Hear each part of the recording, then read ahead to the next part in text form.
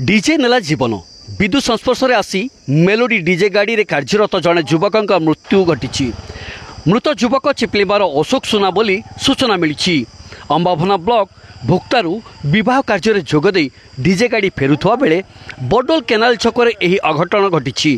Canal छकरे गाधोइबा DJ गाड़ी छिड़ा करथिबा बेले रास्ता उपरे थिबा 11 केवी विद्युत संस्पर्श में आसी अशोक छिड़की पड़ता। गुरुतर अशोक को स्थानीय युवक माने उद्धार करी जिला मुख्य डाक्तरखाना को नहीं बेले सेठारे डाक्तर तांको मृत घोषणा करथिले।